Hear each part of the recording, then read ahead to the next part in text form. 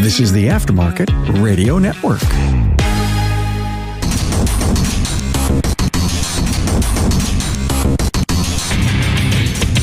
Welcome, everyone, to yet another episode of Diagnosing the Aftermarket A to Z. I'm Matt Fanslow, and today I finally got my schedule linked up with Chad Austin. You might know Chad from Austin Automotive in Canon City, Colorado. You might also better know him from his YouTube channel, The Practical Mechanic. Are you tired of searching for trained technicians? If so, let Napa Autotech help you build a technician with their Build-A-Tech program, kind of like Build-A-Bear. These 3-day courses cover one of 4 individual topics: brakes, electrical, steering and suspension, or HVAC through a combination of classroom lecture, hands-on, and utilizing training mock-ups. Visit napaautotech.com. All right, welcome to the podcast, Chad. Hey, thanks for having me, Matt. I'm glad this finally worked out. It's been too long. Yeah, I think we've been trying to get our schedules lined up for about 6 weeks. I'm sorry about that. Oh, it's fine. You know, summers are busy. I mean, the first thing, I got to level with you. I always thought you were a mobile guy. I just assumed you were a mobile tech. No, we do brick and mortar. I do very minimal mobile work. I do some stuff just for the other shops in town for programming. But for customers off the street, occasionally we'll do some locksmith stuff, but almost everything is done in the shop. It sounds like we might be reflections of each other, except you have a strong YouTube channel that you upload lots of videos that are really good. They're informative and relevant to us. It sounds like our day-to-days might be pretty close. Yeah, I mean, I'm the shop foreman at our shop. It's a family-owned shop. So, you know, we have right now, I think, 6 technicians in the back. My sister started working for us in the office a couple years ago. My dad started the business back in 2001. But I've been around the automotive repair business for my entire life. I mean, I've always been in the shop wherever he was working. I would walk to the shop that he worked at before he started his own. I'd walk there after school and just, you know, hang out. So I've been around it my whole life. So this is a pretty good sized shop, 6 techs. Yeah, we're our shop, it's 5,000 square feet of repair space. Honestly, we're probably a little overpacked in there with our technicians. We had to divide some of our bays up and add some extra hoist and put more people in there, which is, you know, frustrating at times, but we needed the manpower. And honestly, I could probably do with 3 or 4 more employees if I had the space. I hear you. I definitely hear you. I know a lot of people don't like to be booked out, and there's coaches that'll say that we're doing it wrong, but our automotive repair is booked out about 5 or 6 weeks, and our oil change schedule is booked out 4 weeks. That's pretty impressive, actually. We schedule 7 oil changes a day, but on average we probably do 10 because some of those oil changes are getting done by our line techs because it's a part of another job. I mean, at the end of the day, sure, the theory is that if you're booked out much more than a week or 2, your rates are too low. But on the flip side, if you're paying your bills and everyone's making a good living and you can afford to consistently keep evolving the business and increasing and or upgrading equipment, what's the point? Like, what do you need? We're the most expensive independent shop in our town. I'm guessing it's because you can get stuff done, though. You can do stuff and will do stuff the other repair shops have very little interest in trying. Or they've tried and failed. Yeah. So we do get a lot of, you know, we're the last resort for a vehicle. You know, it's already been to 3 of the shops. It's been to the dealer. So those are my headaches that I get, unfortunately. How big is Canon City? We're a prison town. Our city population, I think on the map shows like 20,000, but we have 13 prisons. So, I mean, I don't know if that's included in our population or not. Oh, sure. And they don't have cars. Yeah. But we actually have people that drive over an hour from the big cities to come to us. We have people that drive down weekly from Colorado Springs, which is about 45 minutes from us. And Colorado Springs is a huge town, but they can't find a mechanic they can trust. So they take the drive down to us. And a lot of times those people will drop it and leave it for a week. You know, they'll get a ride. We have people that come from 60 miles away up in another mountain town because some of the shops up there aren't accepting new customers. They're almost like doctors. they want to take just the gravy. There's only one shop up there that's doing air conditioning work, which is kind of crazy. Really? Even the dealer is blowing people off. They have a big Chevrolet and Dodge dealer. So we are now getting customers driving 60 miles down the mountain to come to us. It's kind of crazy. Like, roughly what would your elevation be? So we're at 5,300. We're the same as Denver. We're just 2 hours south. So we're mile high. The next town, they're probably at, or 60 miles away, the mountain town where the people are coming from, they're probably at 8,500 feet. I mean, your weather, that's got to be somewhat similar to us in that you have a good 4 or 5 months of heat. Yes. That's odd. And actually in that mountain town, 2 shops have just closed down in the last 6 months. One guy inherited a bunch of money and decided he didn't need to run a shop anymore. So he shut down. And another guy was getting old and retired and shut down. So the shop pool in that town has dropped down a little bit, but there's still 5 or 6 shops. I mean, I'm not kidding you. The parallels here are striking to me. You know, the shop I work at it's about 16 to 20,000 population. It's roughly an hour drive north or an hour drive south to get to a larger population. You know, the Minneapolis, St. Paul is about an hour north of us. Rochester is about an hour south of us. We're the most expensive. We're doing stuff like, it sounds like almost exactly like you do. So personally, like your day-to-day work, what are you doing? Do you do everything bumper to bumper or? Yeah. The only thing we don't do is internal transmission work and body work.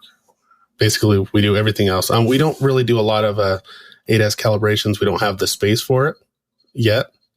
We're talking about adding it, but we haven't had a demand for it. And I know that if you build it, they will come type of deal. If we had the equipment, we would probably get more demand, but we're on the fence right now. We do so much stuff now that we don't have time. So adding one more thing, I think would make it difficult. But how about like you personally? What is your day? Do you yourself do everything bumper to bumper? I do if it's needed of me. I don't like to do jobs that are more than 4 hours long because I don't get left alone long enough to do those jobs. So that 4-hour job may take me 10 hours. Whereas, I can hammer out AC jobs, diagnostic work, programming stuff all day long. And then in between those jobs, I can help the other technicians. I would say we're almost mirror. There are certain You're jobs. way better looking than me, but other than that. That's just because I'm not on camera. Right. There's some stuff that I will specifically do myself because I know I can do it twice as fast as anyone else in the shop. I try to do like the Subaru head gaskets. When I have time in my schedule to do them, I prefer to do those because I've done so many of them that I can hammer them out very quickly. If someone else in the shop is doing them, I just hand them like my special sockets that I may have modified to squeeze down in there a little better or whatever it may be. I just say, here's the sockets you're going to need for that job. There's certain stuff that if I have time, I'll do it. And then sometimes because we do engine replacements, we normally install Jasper, a few other refactoring companies for transmissions, but mostly it's Jasper. Some of these new engine or vehicles, that's a 30-hour job. It's not just a 10 or 12-hour engine swap anymore. Even just a normal Chevrolet pickup is 28 to 30-hour job. So that's pretty much tying up one of my technicians for half the week. It's crazy, ain't it? Sometimes I have too many technicians tied up on big jobs and I just have to handle a bunch of the 4 or 5 hour jobs to get us through. But I prefer the 1 hour jobs just so I'm not bottlenecking myself. I mean, I think you're quite a bit younger than I am. So real R&R work I haven't had to do. And man, it's probably 7 years or more. Once in a great while, maybe a front brake job, or I guess rear too, but once in a great while in alignment. I don't remember the last time. I think I pulled an engine once. Man, it was probably 15 years ago. It's just, there's no time. It just doesn't work in our system. And at this point now, I would be so terrible at it. It would be a horrific management move anyways. Now, do you have other technicians in your shop that do those jobs? We struck really kind of gold, lucky. I've got 3 other guys that 2 of them, I can tell you, I've never seen people consistently turn hours like they do at the quality they do live. I know they're out there. I mean, I know nationwide there's a lot of guys like them and probably way better even, but in our system and our shop, just consistently doing mainly the parts hanging stuff. We've so lucked out. And then I got another guy that's kind of a Swiss Army knife. He does a lot of the alignment type stuff, but whatever job we put him on, maybe not quite as fast as the other two, but it's always good work. And he doesn't complain. Put him on a sunroof replacement on a freaking Jaguar. He never made a peep. He did it. It was time and material, and it worked when he was done. It looked so nice. He's that guy.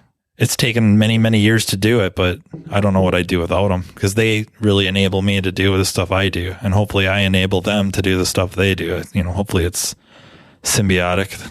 I think we all have guys in our shops that, you know, I got one guy that's his efficiency rate is probably 60% or productivity rate.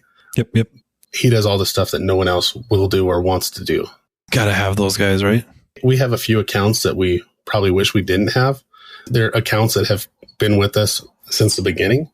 One of them is a rafting company down the street, and we DOT their buses, and we do minor repairs on their buses. And it's something that we wish we didn't have to do anymore. But because we've been doing it for so long, we would feel bad if we told them no. Can your shop handle those buses if you have to do some work? Like, do you have the ceiling height and the hoists to get them off the ground? Because I'm guessing it's those, I don't know, what's a good description of those buses? They're all retired school buses just from the school district. Okay. So they're old. You know, the newest one's probably a 96. I mean, they're all from the 90s. Not what I was thinking. I was thinking of like some of those really big hotel shuttling buses or... No, like a Greyhound platform, kind of like that. But smaller, like it might be like a Ford E-Series. Oh, okay. Yeah. Or even Chevy Express. Yeah, no, these are the legit, like medium duty or heavy duty school buses. Do you have the space and capability to like lift that stuff, or is it? We normally don't lift those on a rack. We don't have a rack that can support those or that they can fit on. So they're normally, if we have to jack up the front end to check the suspension for the DOT, you know, we have a 10,000 pound floor jack. Nice. So it's air over hydraulics. So, you know, it's not a huge deal to just do the DOTs, actual repair work. We normally just send that down the road to the truck repair facility. Yeah. Nice. But being that we're 2 blocks away, most stuff they come back to us for, you know, if their vehicle doesn't have any power, it's a no start, whatever it may be, we normally get involved and, you know, check it out. But old enough school buses to be gassers, or are they diesel? No, they're all diesel. Some of them are the old 7.3s, a bunch of the Brazilian diesels. The newest ones they got, because some of the old ones are starting to get so worn out, they're getting rid of them. But the new ones have a cat motor, which I think it has less power than the 7.3 has. So the drivers hate driving it. They're kind of junky. You know, yeah. They're the raft company that has the oldest buses, but they've been around for the longest. Yeah, I think I can picture these in my head because it isn't anywhere near us, but towns surrounding us, they have like tubing. It's kind of that same scenario. They have these big old buses that they haul people at the, you know, whatever the beginning is, up river and drop them off, and they're not in all that good a shape. Picture that. You guys have a lot of rust out there, or no? So we have no rust. You know, very minimal. If a vehicle comes in with rusty bolts, we're like complaining out the. We just we can't stand it. We have a couple of customers with vehicles that are from other places, and we have like big notes on them, like "Do not lift on a 2-post." You know, we're not doing more than basic maintenance on this vehicle. But that's how you get good at brake lines, man. You know, I don't think we've ever had to replace a brake line for rust here. What? Yeah, we don't have any rust. We're basically the desert in the mountain. All right. Then that whole mirror image thing, over. Out the window. Yeah, our average humidity is like 20%. Oh man, nosebleeds. And we had not just because of the altitude. We actually had Rich Falco and Bryn Klein come out a couple years ago to teach a scope class, and they couldn't drink enough water. They were like, you know, like cottonmouth or dry mouth the They're whole from time. Florida. They're used to like 90%. Yeah. So they don't even have to drink water there. They just breathe it in and absorb it. They were struggling. And one of the moments I remember from that trip is I took them up to our local tourist. We have a Royal Gorge Bridge. It's 1,000 feet above the river. So it's just this huge gorge. And it started raining, and Bren ran back to the car. He's like, "Oh, that rain's freezing cold." I'm like, "What kind of rain is there?" I thought that was the only type of rain. But apparently in Florida, the rain is warm. Very. Yeah, they could just take showers in it, save water. Yeah, ours it's like ice water. I just thought that was normal. I guess we get both. In the summer, it can be pretty warm, and then not winter. I guess if it rains in the winter, it's usually a really, really bad day. Really good for collision shops. Everyone else, it's terrible. And we're in kind of a weird spot in Colorado. We probably get 5 snowstorms a year where we get more than 3 inches, and it might only be really? 6 inches of snow. We rarely, and it's gone in 2 days. So it's kind of like a happy medium of you're in Colorado, you're in the mountains, you're not being bombarded with snowstorms and all this other stuff. You're also not out in the prairie. Eastern Colorado is basically Kansas. Yes, it's a rough drive. I used to live and work in Garden City, Kansas. And so it was about 3 hours, roughly 3-hour drive from there to Denver. And the first few hours is rough. Just flat. Like basically Colorado Springs and Denver, everything to the east is just prairie. I hate going out there because it's just like for the next 15 hours, if you drove, it looks the same all the way through Kansas. When we go to Vision, we normally drive just because it's a 10-hour drive or 8-hour drive. It's just easier. I'm going to spend 8 hours in the airport or 8 hours driving. And at least if I drive, then I have my own car when I get there. So we just drive out there, and it's such a boring drive. There's just nothing there.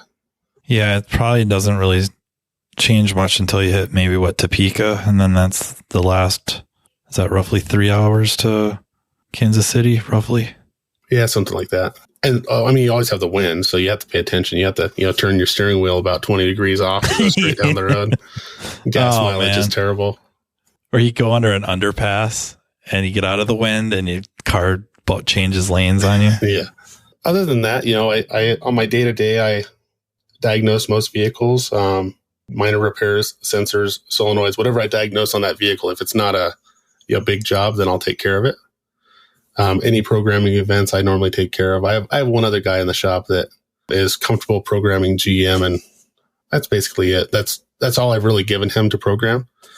I could probably train him up to program anything, but some of the stuff, it's not so much the programming itself. Like GM, once you're in, it's not so bad. Ford's probably the easiest, but like Chrysler, once you're in, is easy. But it's the hoops to jump through to get in. Or GM, sometimes it's the hoops to jump through, like if the password changes. Yeah, you can't use that password. You have to click forgot password and reset your password. And you can't use the same password that you've used in the last 5 events. It's pretty brutal. So that's one of those things that passwords kind of drive me crazy with all these different manufacturers. I wish we could have a global password for all OEMs. Right. Or use some sort of a authenticator app or something that just speeds it up. If I could have a single password for all these companies and then have to change that one every month, I would be okay with that. But some of them don't require you to ever change it. So I have this really old password and I can never remember it. I always have to go look at my notes to see what it was. And then other ones, GM, I have to change it every 3 months. Chrysler, I think I have 3 different passwords depending on which part of their website I'm logging into. It's like, okay, are we logging into Stellantis or Mopar, TSP, or Tech Authority? And then when you get into the scan tool, that's a different password. And I haven't figured out how to make them all the same or link them together. Whatever it is, I think it just works the way it is, so I just leave it alone. Right, that's what I do. Once I get it working, I really don't mess with it. The most annoying thing to me is I've paid the money. I've jumped through the hoops you set up for me. I did everything you need me to do to make this work, and then it doesn't work. That really chaffs me. Yeah, lately I've been having a lot of trouble with Ford IDS.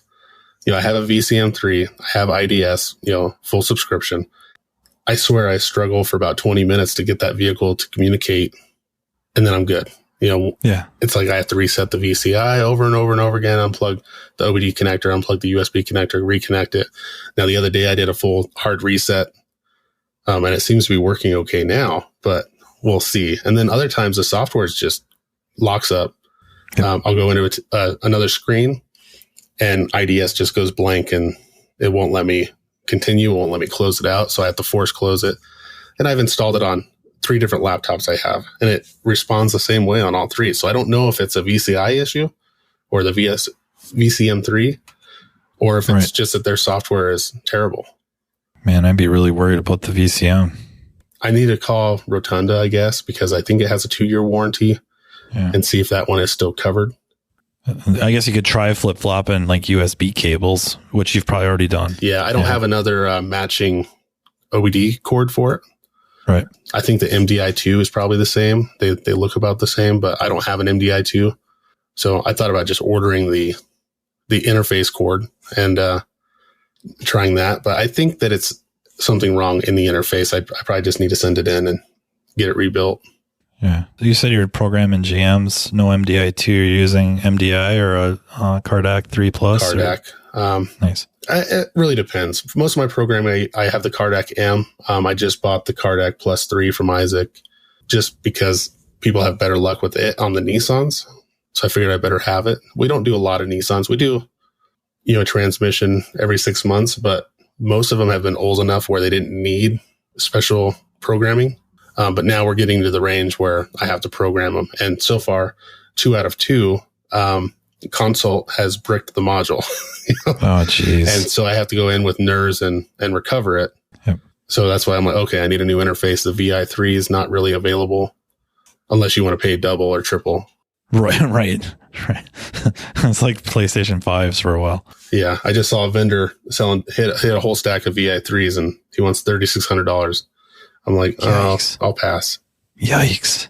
I lucked out and got my hands on a VI2, but damn.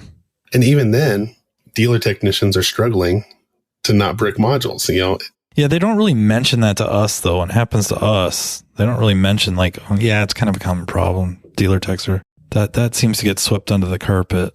Even though I bought the stuff to do locksmith work, I don't know if I ever want to add keys to a Nissan Rogue because I don't do enough of it to remember which modules brick the BCM.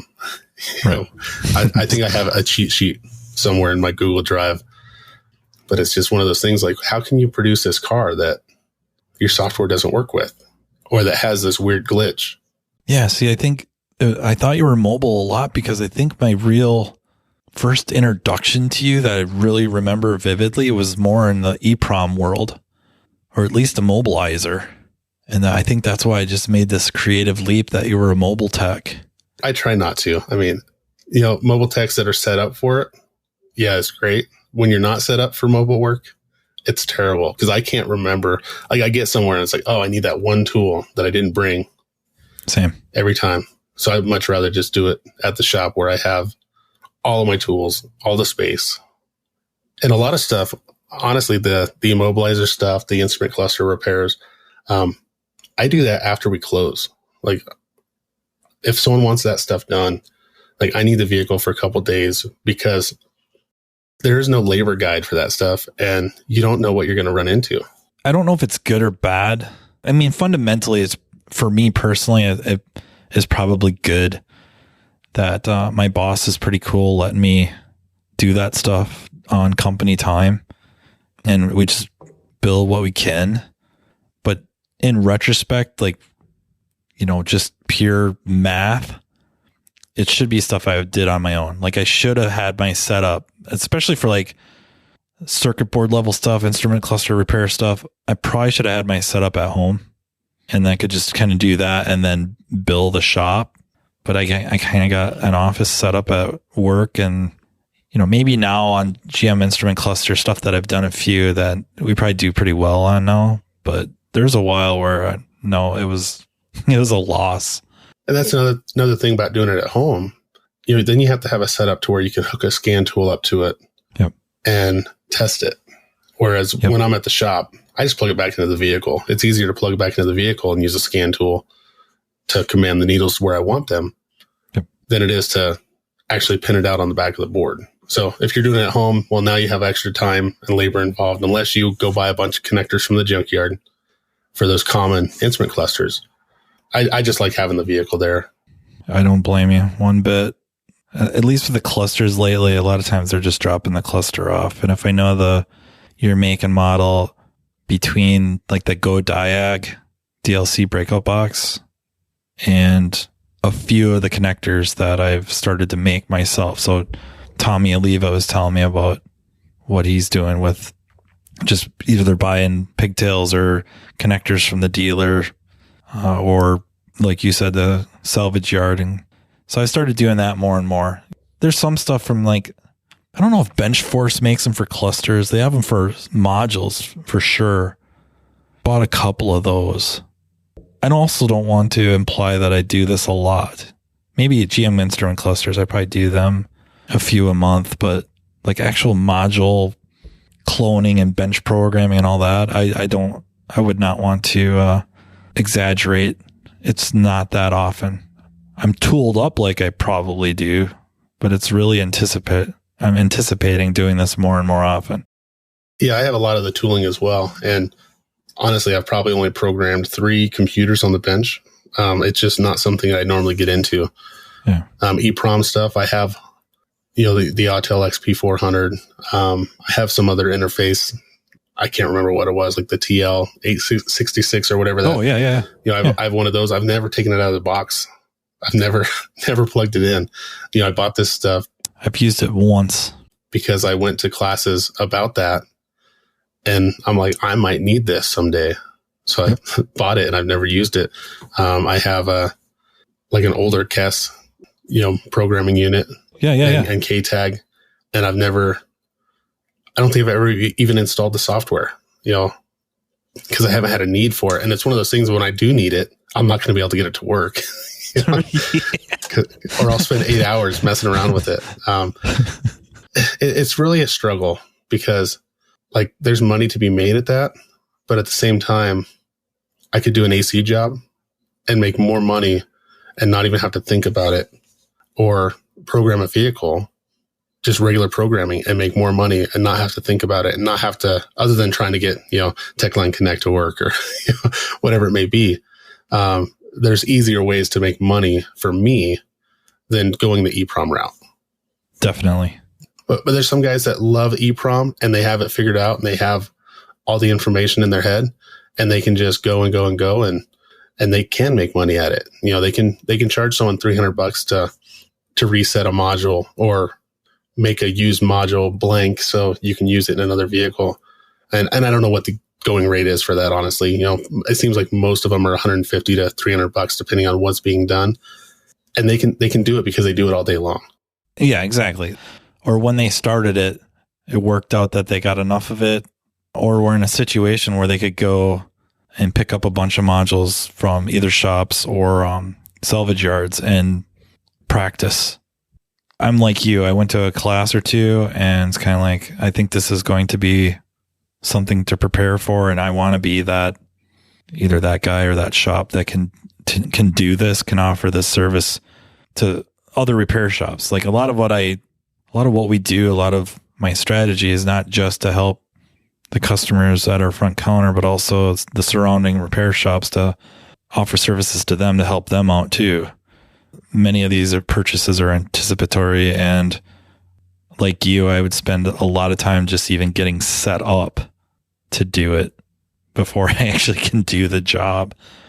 But the idea is, hopefully, if this supply chain issue keeps the way it is, and probably more importantly, where cars just are not designed to have used parts put on them, used modules, that the new stuff is cost prohibitive.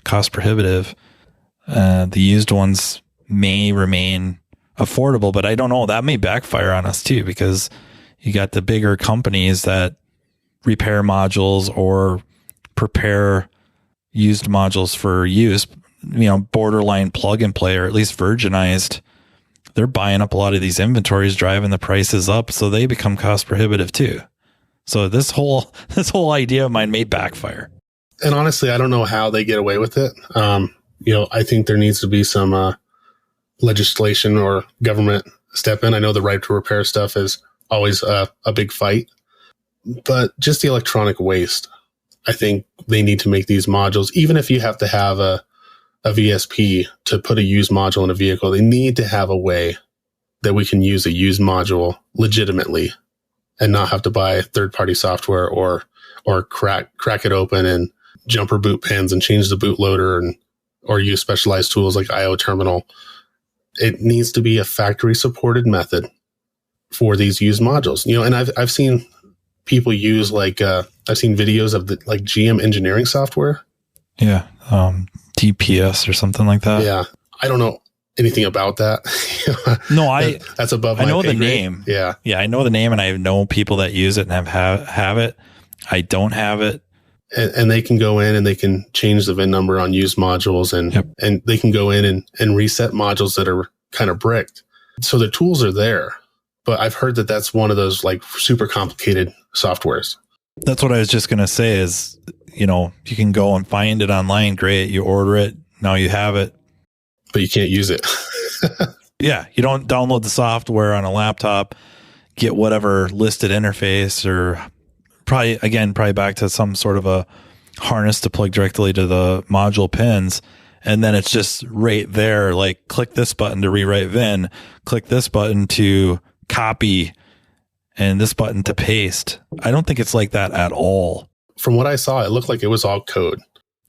Right, exactly. And I understand that, talking about those softwares is kind of taboo because we're not supposed to have access to those. And anyone that does, it's, an illegally downloaded software.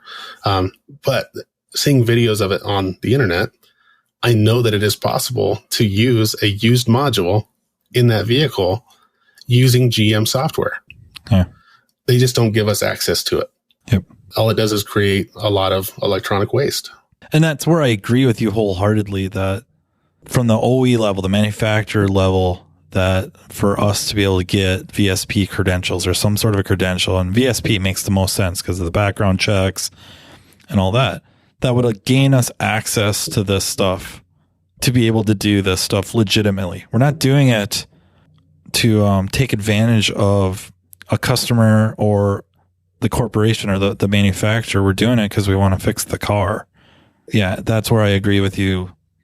I couldn't agree with you enough that if I could have some sort of credentialing or they could use my VSP that would grant me access to do this all legitimately under the umbrella of the manufacturer, just the same as with the factory tooling, factory scan tool, stuff like that. It only makes sense. I think all they would have to do is, you'd fill out a D1 form, obviously with the vehicle owner information, whatever it may be, like your normal VSP stuff. But then the software is going to look at the current VIN number in that module, and it's going to store that with your D1 or whatever the information is, so that it can reference to see if that module was stolen. That's the whole thing, right? Is they don't want us to use stolen modules. It's part of the security system. So they don't want us to be able to swap a module and get a vehicle running. Yep. Well, if they went through the proper steps and documentation, it should be no issue. Exactly. That being said, I install maybe 2 or 3 used modules a year in vehicles. So, and I don't know if that's just because we're in a dry area that we don't have all the issues that everyone else seems to have. I probably replace 1 computer a month is all. And who knows what the failure may be. It could be a wide array of things, but it's not a common thing that we're doing in our shop. And some people, it seems like it's every week, or at least that's what they're posting on Facebook. For 98 years, the Napa name has meant quality parts and service. It also reflects top quality training programs to help you build a more successful vehicle repair business. No doubt, the technician shortage is impacting everyone, but you're not facing this battle alone. Napa has the solution by making Napa Autotech training available near you. Napa Autotech provides automotive aftermarket technicians career development opportunities through structured, disciplined, measured, and high-quality technical instruction, no matter the technician or service advisor skill level. This instruction enhances understanding of vehicle systems, increases first-time repair capability, and overall customer satisfaction. This instruction enhances understanding of vehicle systems, increases first-time repair capability, and overall customer satisfaction. It also prepares technicians to become ASE certified. It's a fact technicians who receive training to improve their knowledge and skills have a higher sense of job satisfaction. This reduces technician turnover and increases productivity, directly improving a shop's profitability. It is vital to the success of a shop's business that today's technicians are equipped to diagnose and repair today's complex vehicles. With our ever-changing technology, the technician's knowledge and skills need to be updated and refreshed on a regular basis. As you labor over the decision of whether to send your techs to get their skills sharpened, keep in mind, Napa Autotech training is an investment, not an expense, and it's available to all. Much of Napa Autotech's training is offered in more than one format to accommodate varieties of learning styles and training preferences so each person can maximize their learning. Whether you're more of a hands-on person or enjoy learning at your own pace, Napa Autotech is here to provide you with the training you need in the format that works best for you. To learn more about what Napa Autotech offers, contact napaautotech.com. If you want to watch me get destroyed by a car, it's going to be because it has a bad module and it's not obviously bad, at least in my eyes. I will struggle. I have a very rough time putting new modules in cars because it always seems like it never fixes it. And if I do and it fixes the car, it's the celebration is less about I'm awesome and more like relief. But that said, dealing with used modules, I probably do a few, at least a few a month. But they're not replaced by our shop. The other shops send them to me that they want the used module put in it. Okay. And, there's certain used modules that I'm familiar with. Some of the older Chrysler stuff, I know how to work around changing the VIN, resetting the skim, changing the calibration when Chrysler doesn't allow you to do that. Yep. And I wish I would have known about that, 5 or 10 years ago. Oh, dude. The same rafting company, they also do Jeep tours. And we had an 06 Rubicon with a bad computer. It was set in transmission over temp codes. You could flex the board and the transmission temp would change. Nice. We ordered an ECM. They were on back order. We had to wait like 4 months to get this ECM. And I think they're completely unavailable now. The technician at the dealer programmed it for a non-Rubicon. Oh, man. And they don't have the way, they didn't know of any way of changing that calibration. And at the time, I didn't either. So they actually had to send that ECM off to a rebuilding company to have it virginized and sent back to them. So that Jeep was down for another 2 weeks while we waited for this thing to happen. And now, it wouldn't be an issue for me to just jump in and edit the file and exactly and change it if I had known about this in the past. Yep. But that's another one of those things that, why doesn't the OEM let us do it? See, I thought Chrysler, this would be quite a few years ago, though, but it would have been around the time of probably YTech 1.0 with the original pod. So they had kind of gone away from the Star Mobile and Star Scan, and they're going to that first pod. I thought it was a Chrysler program called Force Flash. That would allow you to flash over. So the part number of the module is correct, but it didn't have the part number or calibration number that would allow you to write over it with the new calibration. But this would allow you to do that. So I had that and it worked once. And then I got another vehicle, somewhat similar situation as yours. Put the used one in. Force Flash doesn't work. And then a friend of mine in the Kansas area, no less, Travis Wolf, ran me through what I needed to do to re-edit that file to allow it to flash over it.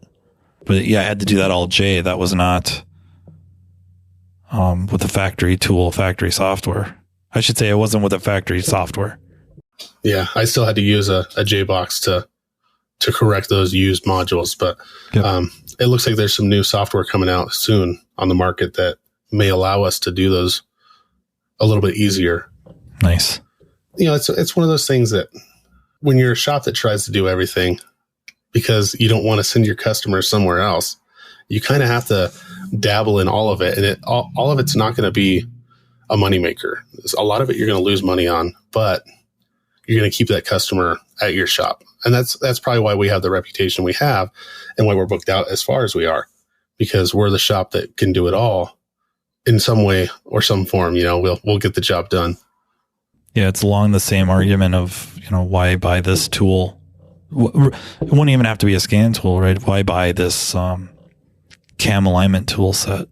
You're only going to use it once. This one time, you'll probably never use it again. We loan out or rent out a lot of tooling to other shops in town. Nice. There's 2 or 3 shops that call us at least once a month and say, hey, do you have this? And it's normally a cam alignment tool. Yep. And I'll rent it to them for $40. It's like, Nice. I bought that on Amazon for $60. So, if I rent it out twice, because I'm not going to go buy the OEM tool. If I can find one on Amazon to get the job done and it's the right tool, I don't care how long it lasts. I don't care if it's plastic. It's going to get that job done. I may never see another one of those 1.4 liter timing belt jobs or cylinder head jobs again. So if it works once, great. If it continues to work after that and I can rent it out to other shops, that's fine. I just loaned out the 3 liter Fords that have the pulley on the back of the camshaft that runs down to the water pump. Yes, sir. There's a special puller for that pulley. And I actually have we have the OTC or Rotunda puller for that. I think we've loaned it out to more shops than we've ever used it. I even had to loan it to the Ford dealership because they couldn't find theirs. And then I had to go over and show the technician how to use it because he couldn't figure out how it was supposed to work. I'm like, do you have a regular pulley set? Because it was just the fixture that goes behind it. It wasn't the complete kit that comes with the puller attached to it. So the tech couldn't comprehend how it was supposed to work. I'm like, man, you're going to be struggling here. If you can't figure this out, you might want to stop now. We definitely buy a lot of tooling. We buy a lot of scan tools, but they're mostly just repeats or just so we have the quantity available for every technician to have a scan tool when they need a scan tool. Yep. Now, I know a lot of people are not fans of Snap-on just because of their prices are higher than the Chinese competitors, whatever it may be. But honestly, I love Snap-on scanners. They're so easy to use. Normally, if it says it's going to do it, it'll do it. Yep. It's not in Chinglish. I can understand what the tool is telling me. And most of the time you just plug it in and it works. Yep. So that's our number one scan tool. Through the shop, we have 2 Apollo D9s. We have several of the Ethos Edge. We don't update those anymore just because they're not really supported. They don't update to the cloud. Right. So our pre-scan, post-scans don't save. So we quit updating those. I have a Triton D10. I have a Zeus. I have a Zeus Plus. I have a Modus Edge. We have an old brick with all the adapters. You still need that for some old vehicles. The MT 2500? Yep. I got the graphing one. I was very excited when I got it. And it gets used maybe, once every 2 months. But when you need it, you need it. That's why I keep some of these really old factory scan tools. I kept my Tech 1. I kept, of course, the Tech 2, the NGS, because sometimes it's the best tool for the job. Most of our stuff is Snap-on. Snap-on. Honestly, the guys use a Snap-on most of the time. If it's something that Snap-on won't do, then I got the Autel IM508. Nice. I got the MS906 TS. I don't know. I have a hard time with Autel's numbering of their models. It gets to be so many of them. I don't know why it can't just be one model that does it all. They have that. I think they call that the Ultra. No. But it doesn't do a mobilizer. No. Well, that, Right. And I don't know that it does TPMS really at all. And yeah, no, I know what you're saying. Yeah, so they could just build one that does everything, and we'd only have to buy one tool. Even if it was $8 or $10,000, people would still buy it because it does everything that all the other tools can do. But instead, you have 5 different $2,000 tools.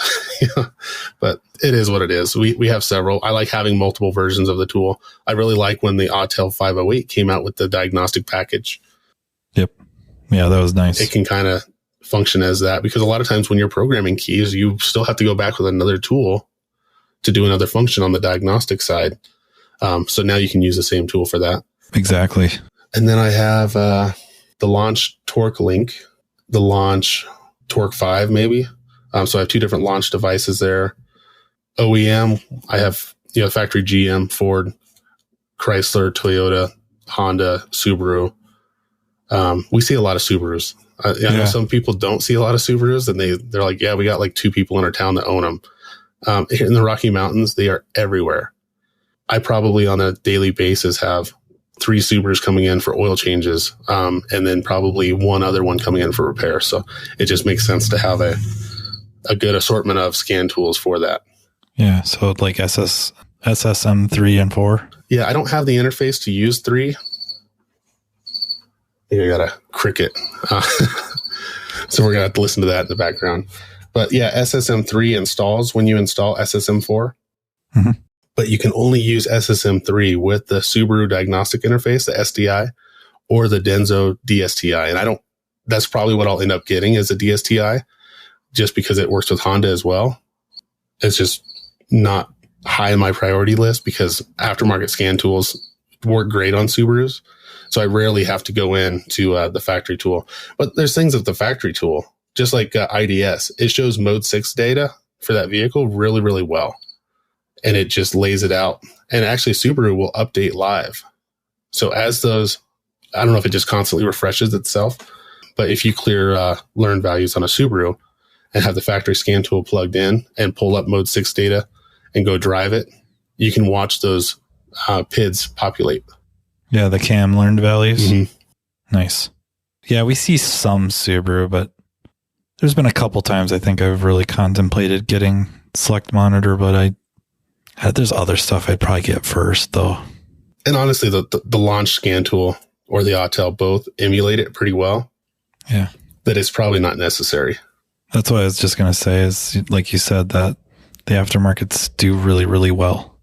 And even if you buy SSM4 or even Subaru Flash, right? I think the whole system of buying a CD and having it mailed to you or DVD, whatever it is now, it's not the best way because like right now there's new flashes for the Subarus for the battery drain issue with the communication module or the DSM. So they have an issue where if it can't find a cell phone tower signal, then it'll keep trying until the battery's dead.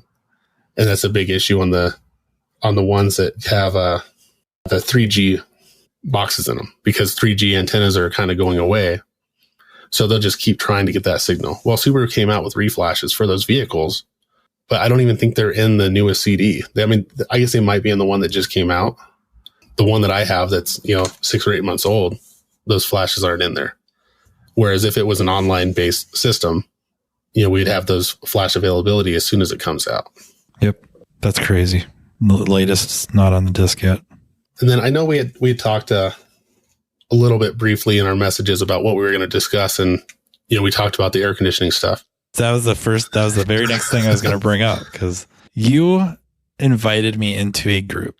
To preface this a little bit, and this nothing that Chad and I were discussing, but I don't want to say I thought I knew everything about air conditioning, but I just felt very confident in my knowledge and skill with AC systems, specifically on automobiles. And you invited me into a group where over the last month or so, that has been destroyed. It almost to an upsetting degree how poorly educated I was. And not, I mean, I'm accepting a lot of the blame myself for not ever delving further, but also all the education I received through college, professional training courses, stuff like that, to find out how little I really know about AC and not just like theory of operation, which maybe I'm okay on, but service procedures. So I really, really wanted to thank you for doing that and knocking me down a lot of pegs because I needed that. It's been very refreshing reading your posts and watching your videos, and then a couple of the other members on there. That all started, I think you've had Zach McLean on here before. Yes. He had sent me a link with Tom Lex air conditioning. And I started watching it. I'm like, man, I'm in the same boat as you. I'm like, I really don't know anything about AC. Like, yeah, I know how it works. I know how to run the RRRR machine to recover it and recharge it. And, I've been buying leak detection equipment over the years, or the shop has. We have the forming gas or leak, trace gas leak detection system. After he sent me that link, I was like, wow, there's a lot of things that I didn't know and a lot of tooling that would make this a lot easier. So then I started just kind of searching around. I'm like, I want to join an air conditioning group. I couldn't find an air conditioning group on Facebook for automotive. I joined 5 or 6 different commercial ones, but they don't work on the same stuff. The theory, the physics is the same, I guess. Yeah. Their control systems are different. Their compressor systems are different. It doesn't all apply. So I just decided that I would just make a group. And I didn't expect it to grow the way it did. After like the first week, we had like 100 members. And it was mostly just people off my friends list that I sent the invite out to. And then I sent invites out to followers on my Practical Mechanic Facebook page. And it grew a little bit more. And then Tom sent me a message. He's like, hey, we need to share this out more and get more people in here. So I think he either shared it out on his friends list or mentioned it in a video. But I would say, in the last month, we've doubled our membership. I think we're almost to 1,000. A lot of it is, I guess I shouldn't say, it's not like I know, but I would like to believe a lot of that has to do with the quality of text that you've got in there. Like the Rich Falcos and countless others. They're mind blown. And so they're sharing that with people that they think would be interested. So right now you've got a flood, I think, of predominantly smart people, smart techs that more so than just being smart, thirsty to learn this stuff. And it's so refreshing. That's the best word I can think of. It's just so refreshing to go like, okay, I've been kind of mistrained, or there's a lot more I could have been taught about this. And now to see it and Tom sharing so much stuff, and it's fairly easy to digest.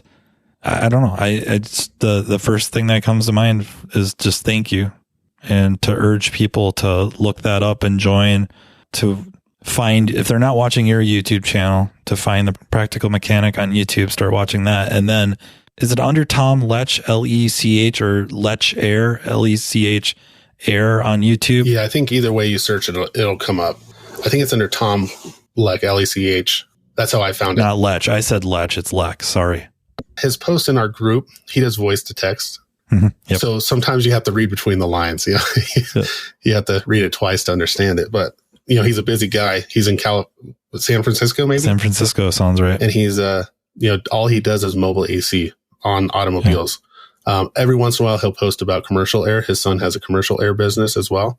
They're kind of a family of doing AC work, some commercial, some automotive. So he is a wealth of knowledge for sure, and has lots of tooling. Yes. Lots of different brands of tools. He uses them all. So he knows what's the best. And you can see in his videos what he prefers to use and what doesn't get used. So you kind of know that, okay, if I'm going to buy one tool that can handle the abuse of everyday use, even though I'm not going to use it every day, I want to buy what this guy's using, which is normally the field piece manifold. And I think that's what a lot of us have bought because of his videos. That's what I've been buying. I love that manifold because it's digital. It has a tightness test, which I use all the time. So I will, if I'm leak testing a system, I will fill it up with my nitrogen. I'll let it stabilize for about 10 minutes and I'll hit that tightness button, hit enter and walk away. And I'll come back 30 minutes later, an hour later, and it tracks how much pressure loss there is. Previously I would take a Sharpie and write or put a mark on my gauge yep. and then walk away and see if it drops. There's definitely some benefits to the tooling he's using, but there's also a big learning curve. And it's kind of how far down the rabbit hole are we going to go? I would say in the last 4 months, I've spent $5,000 on AC equipment that I didn't know I needed, and I may not have needed, but now I have it and now I can do it. And now I have enough tooling that I could do it mobile as well. So, once you buy one piece, then I just need this other piece to go out and do it mobile. Well, now I need 2 recovery bottles and I need virgin refrigerant and I need leak detection. So it kind of amplifies into spending more money, but that's how I think we all are with our tool addictions. Same with EEPROM stuff. When I got into EEPROM or programming stuff and the KTAG and CAS, I probably spent $3,000 or $4,000 and I haven't even used it. At least the air conditioning stuff I'm using. That's really true. I don't have quite 5,000. I will eventually. No, it will. I'm still waiting for the field piece manifold gauge set because I blame Tom and his coupon code and really pushing for it that it put it on back order. So thanks a lot, Tom, if you're listening to this. Obviously, it's summertime and AC season, so TrueTech Tools is probably filling lots of orders for commercial guys. But I feel like we're partially to blame because we probably cleared them out of a lot of other tools. And I actually I was waiting for the Infinicon or whatever, however you pronounce it, leak detector through TrueTech Tools, and it was on back order. And I waited like 3 weeks, and I'm like, you know what? I want this tool. I just bought it from another supplier and paid a little more. That's what happens when you want it now. You're willing to pay more. But like you said, you're using it, and now was the time. Now was the time to be using it. I had just bought the stuff, the Robinair forming gas, or I should say at least the Robinair. The kit? Yeah, leak detection kit or forming gas leak detection kit. And so I thought I was kind of ahead of the curve a little bit. I suppose technically it was, but was not happy with the regulator that comes in that Robinair kit. Yeah, it's terrible. It only goes up to about 100 PSI. So I ended up buying that whole kit really for essentially the sniffer and the a couple of couplers, I guess, because I went to the welding supply, got a different regulator that will technically go up to 600 PSI, but it will never see that. Yeah, I thought I was ahead of the curve with that. I got the micron gauge, Blue Tech micron gauge and setup. And then I ordered the field piece manifold gauge set. And then I think the next will probably be the vacuum pump scale. If I would have been on this group a few years ago, our whole AC service system would look different. It would look completely different. And, that's another reason I bought the stuff to do mobile is that 1234 YF machine is so slow. And I understand that those are all EPA regulations, but when you boot the machine up and it takes 5 minutes to go through its own checks and balances, it's like, man, I could have been done with a 134 machine. Yep. When that machine's on a vehicle and it's tied up, if someone else needs that machine, which is very rare in the shop that we have two vehicles with that refrigerant. At least right now. Yep. Yeah, it'll be that way eventually, but now they're waiting an hour for you to finish recovering this vehicle before they can use it. So some of these vehicles, especially if they come from the body shop, when they come back, we'll recover them. They go back to the body shop, get all the work done, come back, and we'll recharge them. So now as soon as it comes in, I just slap my gauge set on there with the vacuum pump and let it start vacuuming. Because I know that they've had it apart. The lines have been open. There's probably moisture in the system. Well, if I'm using my manifold set and vacuum pump, then I'm not tying up a machine that one of the other technicians in the shop can be using, and I can let it sit there and run for a couple hours without worrying about it. Now, if it pulls down into the micron range, I normally shoot for less than 1,000. There's no spec. There's no exactly. There is no OEM manufacturer spec for how far into a vacuum we should pull. To put it in perspective, people that don't know a micron versus inches of mercury, I think I looked it up where we normally work between 0 and 30 inches of mercury. I think that's like 77,000 microns. And not to be like overly technical here, but you will never achieve 30. You can't have nothing, but you're going to get as close as you can. And now I don't know how it works at your altitude, but at my altitude, if you look at that vacuum gauge, because it's showing you gauge pressure on the machine, if it shows over 20, we're good. Because at our altitude, at sea level, you have 30 inches. At our altitude, looking at gauge vacuum or gauge pressure, we can only get down to 24. Again, the gauge, mechanical gauge, needle gauge, it will show 29 or darn near 30. That's what it'll show. We're at about 500 feet sea level, above sea level. And ours will normally show, if you have a good vacuum and you on the machine, it'll show 22. And that's good. And you're like, okay, we're good. Charge it back up. But the micron gauge, it's an absolute gauge. If it got to 0, that is 0 pressure, which you would never, ever get to 0. Even space probably isn't at 0. No, yeah, you can't have nothing.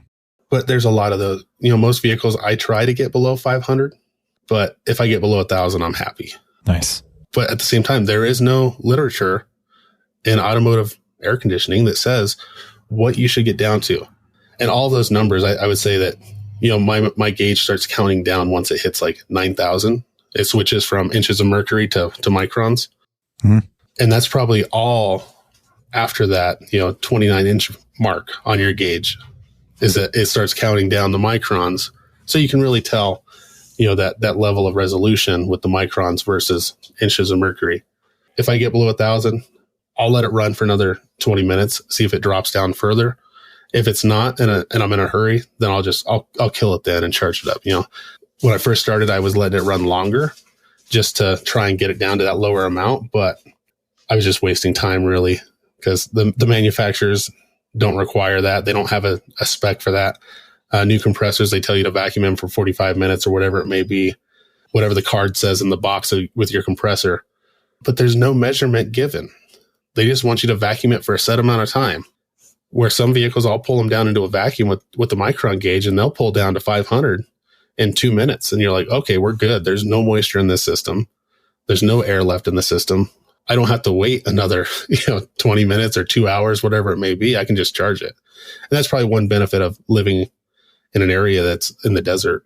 We don't have a lot of moisture in the air. So even a system that's been apart for a day, you typically don't have a lot of moisture in. And I can normally pull those down, within an hour, pull it down below 1,000 microns or even down to 500. Yeah. And that's indicators of moisture or not so much the number itself, but the behavior. That's something we were never taught. I was never taught that you could look at, and I don't think you would see it with a mechanical gauge. But if you had a micron gauge or a sensitive digital manifold gauge set, that you could see indications of moisture in the system that you would prompt you to keep evacuating for longer. But it's like you said, I think the machines are all pretty much preset for 10 minutes. I think some people maybe bypass that and go 30. And in our summers, close to sea level, with humid atmosphere or ambient air, 30 minutes might not be enough, depending on the situation. And my gauge may show me around 29 inches of vacuum. I don't know how accurate that is. And there's a big difference between 5,000 microns versus 1,000. Yeah. Like that's a big difference. Yeah. And I've had a few vehicles that showed I could see the moisture in the system or it was refrigerant boiling out of the oil. It was trapped somewhere. Because as your micron gauge starts pulling down, especially if you have a graphing, if you can link it up to your phone and watch the graph, it starts high and comes down low. And then it almost gets like a sawtooth pattern. It gets to a certain point. Exactly. Jumps up. We might jump back up to 1,500 microns. It'll pull down to 800, jump back up to 1,500. Normally, that's an indication of moisture. Now, I had one vehicle that it was actually the front seal on the compressor that was leaking. Oh, sure. Because I'm like, oh, this thing's, I just let it run for, a couple hours and it was still doing the exact same thing. But then I turned off the vacuum pump. It just stabilized. I let it get down to like 1,000 and shut it off and it just sat there. But if you let it run down to 800, I think it would pull that lip seal open on the front shaft and enough air would come in that it would jump back up to 1,500. And then seal. Nice. So, we have some additional issues where in the commercial world, they don't have shaft seals that are exposed to the air. They're all hermetically sealed compressors and they're all hard lines. So they can pull those, commercial systems down to 100 microns by leaving the vacuum pump running for 4 or 5 hours. Sometimes they'll run them overnight if it's a really big system.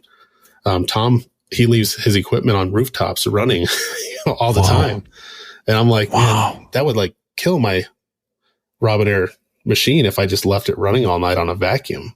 Yeah. But these other vacuum pumps, the field piece pump that I have, it's designed for that. The oil reservoir gets hot, but it has a cooling fan. I think that one has a fan built in, but I'm not worried about leaving that one running for 4 or 5 hours. And the CFMs of that thing are so night and day compared to what we have in our machines. Yeah, I have the 8 CFM pump. So I wonder what my Robinairs are probably 2, 1. I have an old Viper unit that came out of an AC machine from 20 years ago that my dad has, and it's a 5 CFM. Okay. I think my Robinair machines are like a 3 or a 4, depending on which machine, because we have an old R12 machine. Actually, it's a dual machine, R12 134, and then we have a Robinair 134, and then we have the Robinair 1234. But it seems like the 1234 YF machine has a very small vacuum pump. looking inside whenever I change the oil, the unit is very small. So I imagine that the CFM on that pump is not real high. I would agree. They're probably just playing on this idea that or not so much the idea, but that the systems themselves are smaller, physically smaller. So they're justifying that they don't need a large vacuum pump. That's my guess. Yeah. And since there's no mandate of how far we have to go down or no recommendation, there's just a government mandate on the new stuff that you have to pass a 5-minute vacuum and leak test. So, it's one of those things that if there's not a rule in place or a recommendation in place, then, people are going to do whatever makes them the most money, which is with a 134 machine. I can have a vehicle recovered, evacuated, and recharged in 20 minutes. And I'll just slap some dye in it and have it come back in a couple of weeks and go over it with a black light and see if there's any dye that shows up. Yeah, I mean, it's just so many levels to the game. Putting in a dye that's just dye, quarter ounce or whatever, is much different than a quarter ounce of dyed refrigerant oil. And are you talking about the BG stuff? Well, really anything, but I think BG would be at the top of that list. I think there's other ones. I think Tracer Line might have somewhere it's oil, but it's dyed. You give it a squeeze. Now, don't get me wrong. They have stuff that is dye, concentrate, if you will. Mm-hmm. But there's a big difference. And then we really don't use ester oils, but I think if there's 20 shops around us, 19 of them do. The only time I do is for a retrofit. Yep. Even then, if you try to look up regulations or recommendations for a retrofit from R12 to 134, there is not one or two sites that have the same information. So it's like, well, what really works and what doesn't? For the most part, 90% of them, I add 2 or 3 ounces of ester oil to the current oil charge that's in there and charge it up with 80% of its capacity and see how it does. Yep. And that seems to work. I just tell them, when the system fails, if it fails, we'll put all new oil in it. We'll have all new components and we'll charge it up again. And then it'll last a lifetime. But I would say that very few of those actually come back with a compressor failure. Most of them come back with a leaky compressor, shaft seal on the compressor or lines that are leaking. And then at that point, then we'll replace the system. There are times where our shop is considered gratuitous in its choices of what to replace. Meaning, if it needs a compressor, it's getting a compressor, condenser, dryer or receiver dryer, accumulator, if you will, and any hoses that have any mufflers in them or canisters, if you will. And now the internal heat exchangers. Yep. And flushing as best we can, which really, when it's all said and done, we're end up flushing the evaporator. That is considered gratuitous. In actuality, that might be the only right way to do it. And repeat failures, especially if the compressor fails from, I guess, internal damage where you're putting out particulate matter. I was stunned how many people still think you can flush out a condenser. Like, I thought that was largely put to rest a decade or more ago when they went away from the kind of the serpentine tube style condenser, if you will, where you had that kind of a single path that wound its way back and forth through the condenser, and now to almost more like capillaries. Is that a good way to describe it? Where there's multiple paths that the refrigerant can take through the condenser, and you start blocking some off, you'll still have flow, but it doesn't do its job anymore. It doesn't condense the way it should anymore. And there's no way to flush that out, or not at least out in the field. I don't think there's really any concrete way to get them flushed out as much as we would need to put them back in service. Yeah, I don't think that you'd ever get the micro channels unplugged, because if you're flushing chemical through it, it's going to take the path of least resistance, which is going to be one of the open channels. I don't know if you could ever get enough pressure and volume through all of those channels to get it to unstick debris. You'd have to have like a monster tank of not only pushing liquid through it, a solvent or a whatever cleaner. I suppose it could even be water and whatever, but it would have to sit in a tank of like an ultrasonic tank. And I still don't think it would get it all out. No, I don't think you could. The amount of money you'd have invested trying to get this thing cleaned out, you got a new condenser. Yeah. And we have a couple years ago, we bought a flush machine from Aircept, and it's a factory tool for Ford. I don't know if that many Ford dealerships have it, but it uses a Ford oil filter. Nice. But it's like a $3,000+ machine, but it recirculates the flush solvent. So normally, we buy a $50 can of Duraflush, stick it in that, canister, put air to it, and flush it through the evaporator and then blow it out with air. And that stuff just goes all over the place. You can't reuse it. Whereas now with that Aircept flush machine, like you put your flush in and you hook it up, and it's like an old coolant flush machine where it recirculates round and round and round, and it goes through that filter. You can hook it up to an evaporator and turn it on and walk away for 15 minutes and just let it do its thing. There's a knob on it where you can reverse direction. So I'll flush it one way and then I'll flush it the other way just to try and get any more debris out of it. What I'm hearing is I am going to absolutely blow $5,000 out of the water. Yeah. I mean, it's easy to do. Aircept is one of the only companies I know that makes a recirculating flush machine for air conditioning system. The times I've used it, it is a high quality machine. Now they recommend, putting a gallon of their flush solvent in for every vehicle. I'm cheap and I'll reuse it. I'll use it on 2 or 3 vehicles. And then once I notice that the fluid's discolored, or, I feel like I've done too many vehicles with it, then I'll drain it out and put a new gallon in. Because it's filtering it, really the only contamination we're going to get in there that's going to stay in that solvent is going to be the oil. So as it flushes that oil out of the system, the oil's not going to get trapped by the filter. It's going to stay in there, and we're going to lose that solvent effect. I'll do 2 or 3 vehicles with a gallon. And it's a gallon of that flush solvent is about the same as a Duraflush quart. It's not a big deal. And really, I only have to do the lines in the evaporator because we're replacing the condenser, we're replacing the compressor, and expansion valve if it has it. Actually, expansion valve, I'm kind of iffy on. The OEM one normally works better than any aftermarket one I'm going to put on there. So I may unbolt it and I may flush out the evaporator, and then I'll clean out the expansion valve and put the original one back on, unless I know I'm having a quality unit, or if it's really easy to change, I'll put the aftermarket one on. Just see what happens. Yep. Yeah. And then if I have an issue, it's like, okay, I'll hold on to the factory one until I know it's good, and then, ship it. But we bought that flush machine because we had a newer Chevrolet. It was like a 16 that the compressor went out on, and it grenaded the compressor.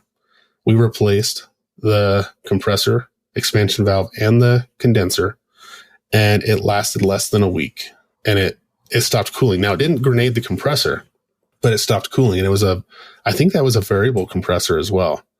So it's a variable displacement compressor. It's a expansion valve. And I can't remember. I think the first time the compressor just quit pumping, that variable portion probably got stuck because there was probably some debris still in the system. The next time it came back was another week later, came back again, and the expansion valve was stuck. Oh, man. So I put an OEM, actually took it all apart, flushed the whole system again. We actually replaced the whole system again, just because we wanted to make sure that everything, and at this point, this is on us and not on the parts store. But we're like, this guy's going back to Arizona here in 2 weeks. We're not going to have a vehicle with AC issues. So we pulled everything back off, reflushed the lines. And after that vehicle, as soon as I started looking for flush machines, and I found the Aircept one. I'm like, okay, we got to have this, because if we would have had this tool, we probably could have flushed out the line set and the evaporator core good enough that we wouldn't have had a repeat failure.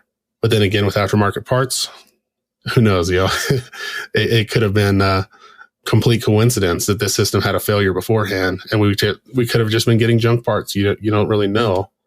I didn't see any debris in the oil that came out of it the second time or the third time, but there's not to say that debris wasn't there. So I feel a lot more comfortable now that we have a flush machine that I can just run on that vehicle for however long it takes to clean it up.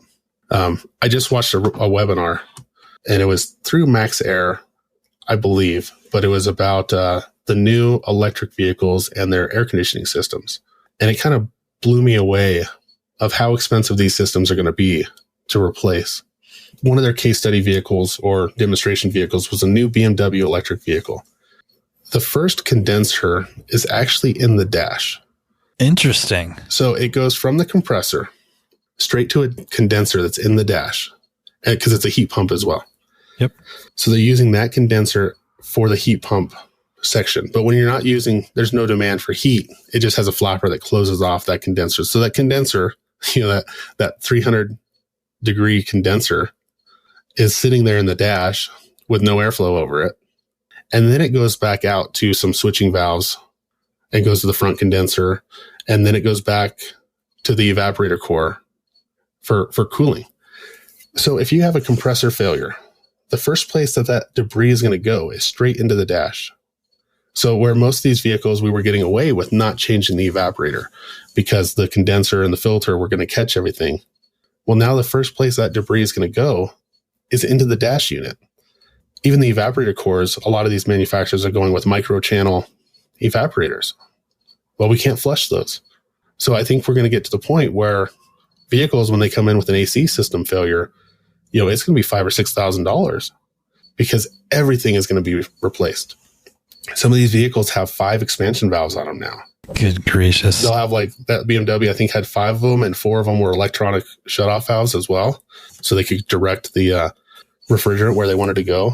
Yeah, I suppose, right? They're going to have multiple evaporators because you're going to have the ones in the cabin and then you're going to have the one for the battery. Or depending on the size of the battery, you might have multiple for the battery to cool it and or heat it. Yeah, so they'll have a separate one for the glycol heat exchanger, and then they'll run the glycol around the battery. Nice. So at least that one's mounted under the hood, yep. where it's easy to service. It's going to be a mess.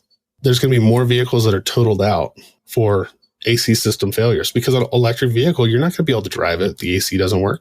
No, because the battery's going to set fault codes. Yep. Overheat, shut down, pure EV. You're not going anywhere anymore. I think we're in for some scary stuff. And I think a lot of our EV repairs are going to end up being AC related. The EV systems, would you say from that class that they're more mimic commercial refrigeration then? Yes, it does seem so. Multiple heat exchangers.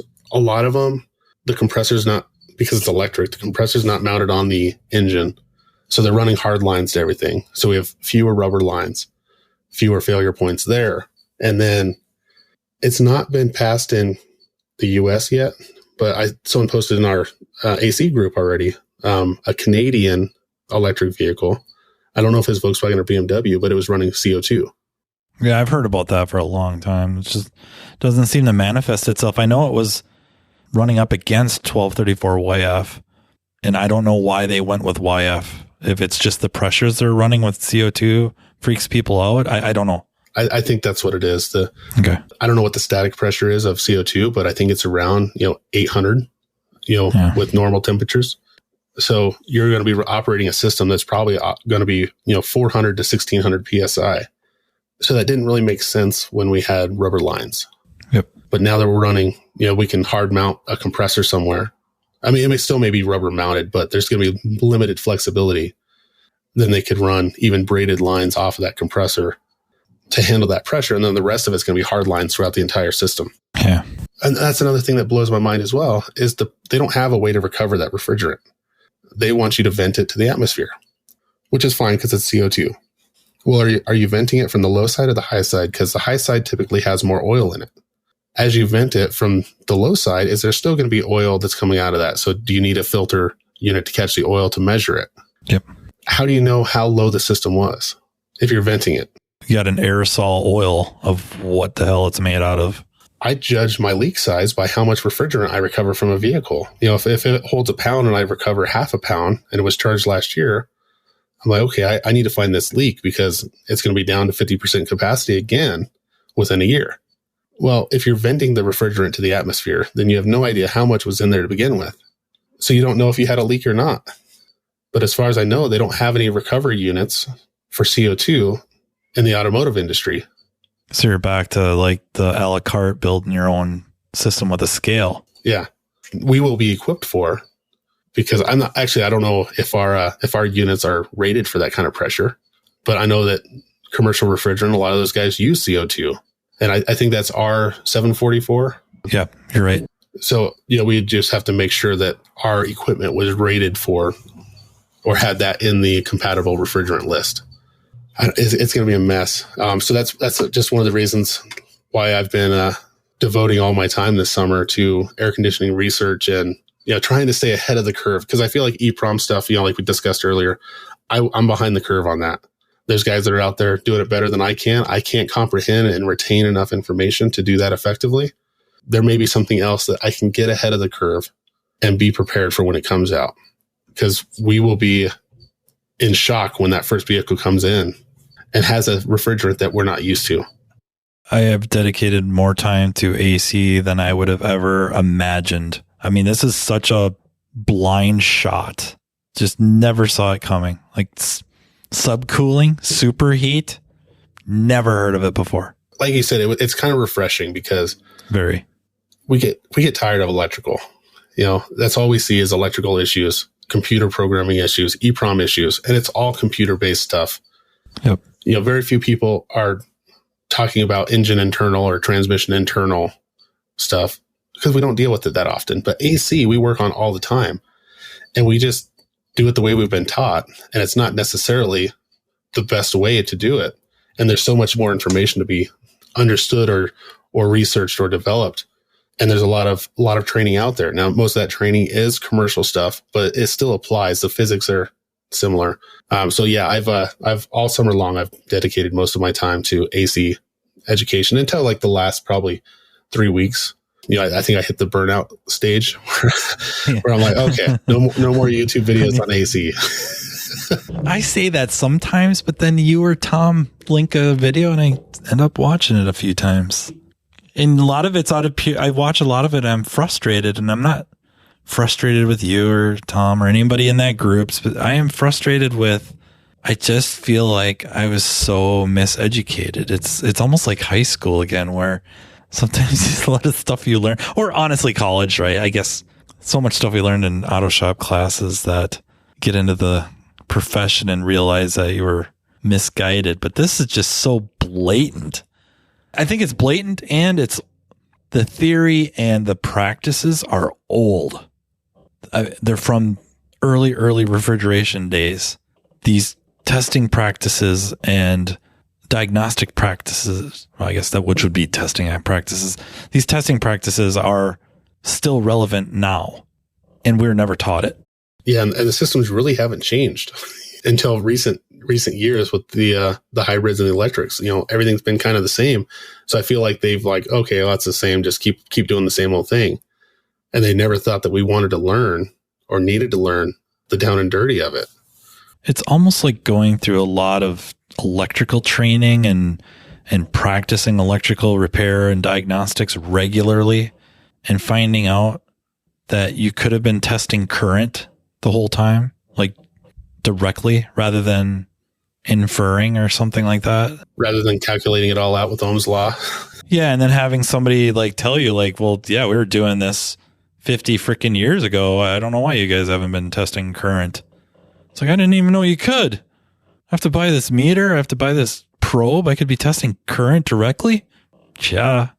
It's like what I've been learning with some of this AC stuff. It's like there's tests that we could have been doing long ago. And I guess I did go to a class years ago on temperature drop testing, but they didn't explain anything like subcooling and superheat and why.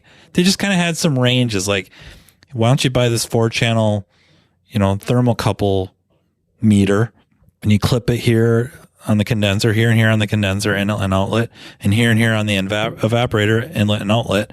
And if it's in this range, it means it should be in this range, but if this reads this, it's probably this. If this reads that, it's probably that. There's no real theory behind it.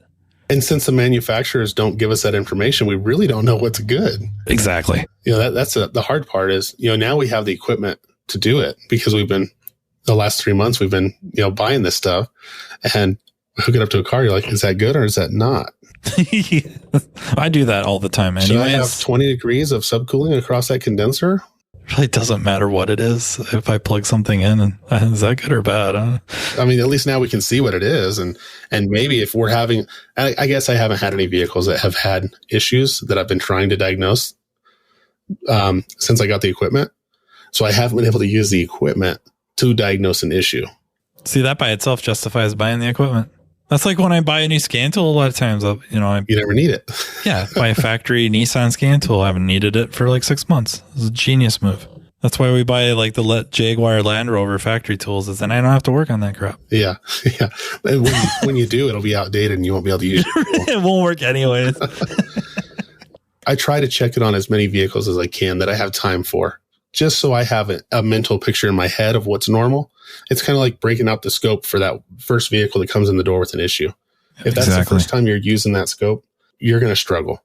It's best to look at known good vehicles to get a handle on what you should be seeing, and then using that information, applying it to this problem vehicle. What's different on this problem vehicle from what I've seen on 20 other vehicles that were good?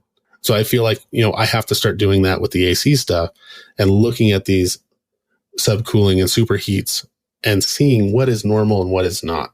And then I think environmental has a lot of change on that.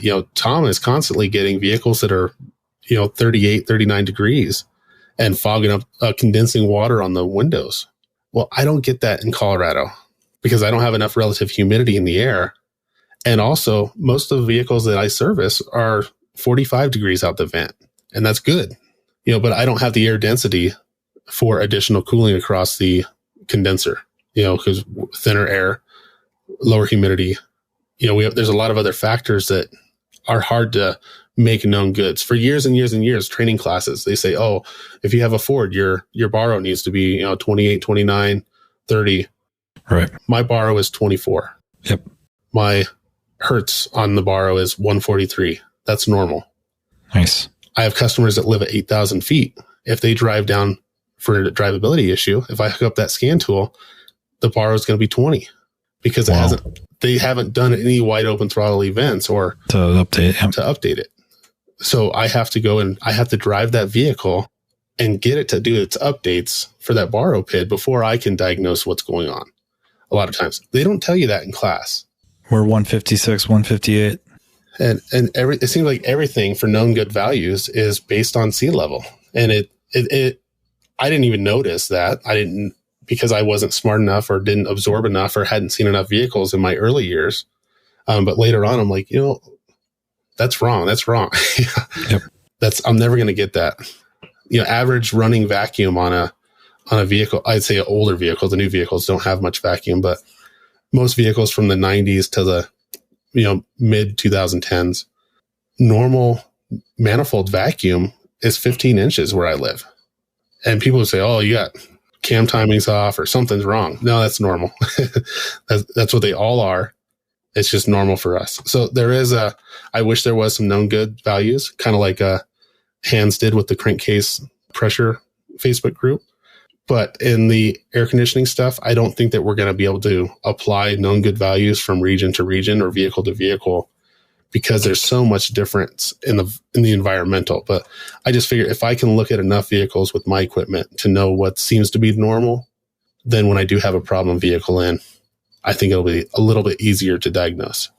I think I got to have you on again because this has been an absolute blast. This is so worth the wait. I'm telling you, this is great. And I think this winter will probably be easier to align our schedules. I can't thank you enough for coming on. This has been super interesting. I appreciate you having me on here. I don't do much on other people's social media stuff. It's mostly just my own. And even that has been lacking. It's kind of refreshing to be able to jump in to somebody else's podcast or live stream and participate.